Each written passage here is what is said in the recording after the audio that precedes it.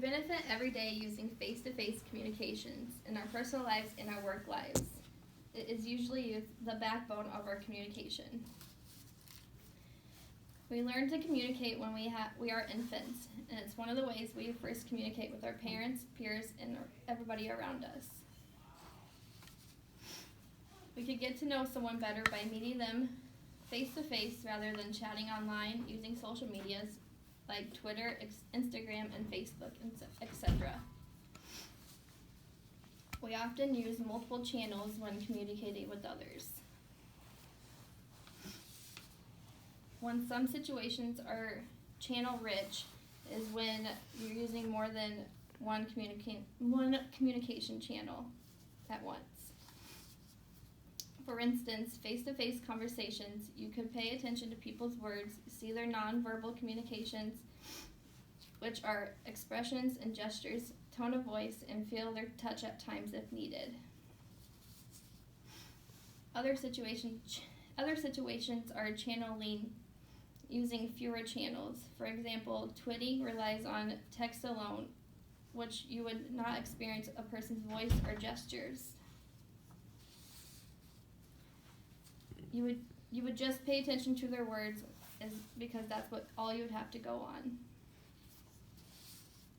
Verbal communications or face-to-face communications, we all know should be our backbone of our internal communications. Continued expansion of the internet provides entertainment and communication. However, along with this comes online fraud. Reports of 1 million victims of the consumer cybercrime every day. On average, successful fraud has more costly on the internet rather than postal and telephone fraud. This is why we should always be using our verbal and face-to-face communications in situations like this, especially with your personal information so you could be able to have control of where it goes and who views it. In the workplace, people prefer to use oral communications face-to-face when time is limited and information is needed quickly. It can aid into solving conflict by discussing among many people at the same time, and it helps solidify ideas, create solutions that can lead to positive results, which is crucial in the workplace. In the workplace, oral communication allows you to speak directly to the employees involved in the issues instead of waiting for a response with electronic devices. Between television, movies, magazines, radio, and internet, we all are bombarded with media messages on a daily basis.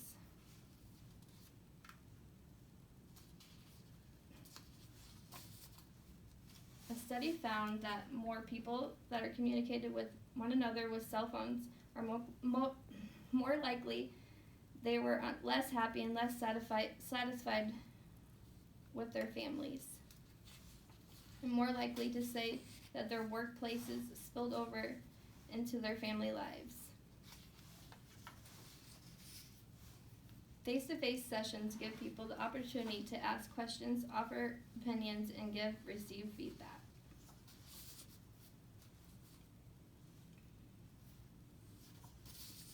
Media messages are nearly everywhere, and they have multiple opportunities that affect what you think, feel, and do. And it isn't always a good thing either. Some of the info you hear they tell you can be false.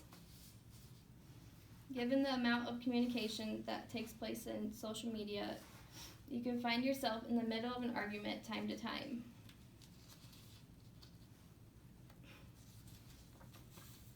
Since communication online can make us feel somewhat removed from others, it may not be the best venue to carry on a disagreement.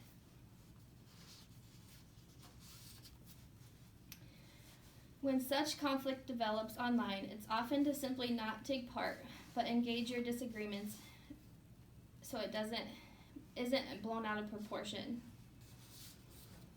We humans are such social beings that when we are denied opportunities for interaction, our mental and physical health can suffer. That is the major issue why solitary confinement is considered such a harsh punishment. Several studies have shown that when people are prevented from having contact with others prevented from having contact with others at an extended period of time, their health can quickly deteriorate.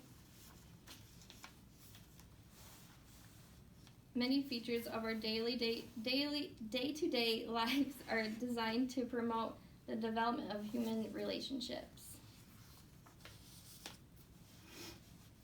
Here's my visual aid.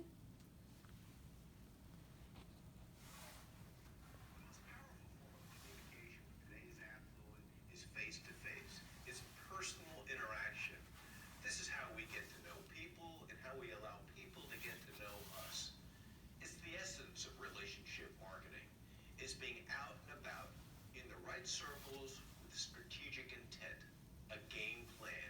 It's all about meeting and greeting, and then developing relationships that turn into business relationships.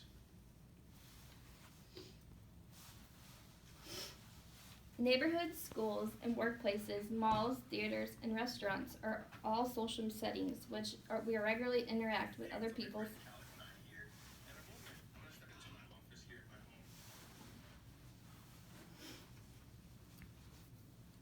And it's the way we can face-to-face communicate with others.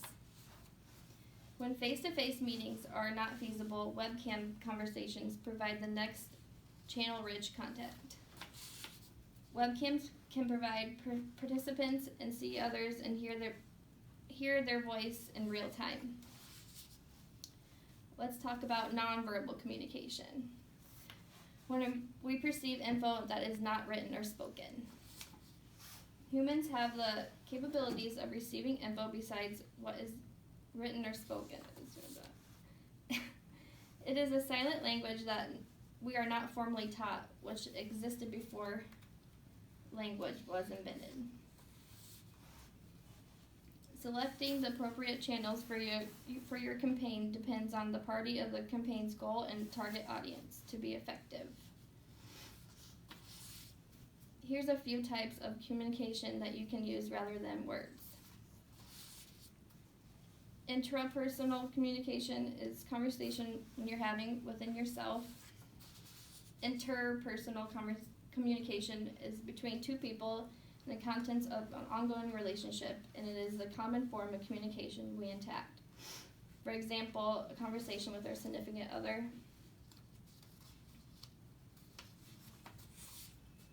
Small group communication is almost all of us interact in small groups of people, such as sports teams, or right now, when a coach tells a team to do a certain play in a game, it's usually 3 to 20 people. Public communication is a communication directed to a larger group than a small group conversation, such as when a public speaker talks to a bigger audience.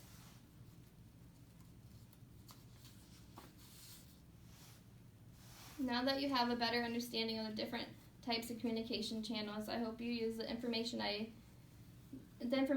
to the right channel than opting to electronic messaging. Thank you.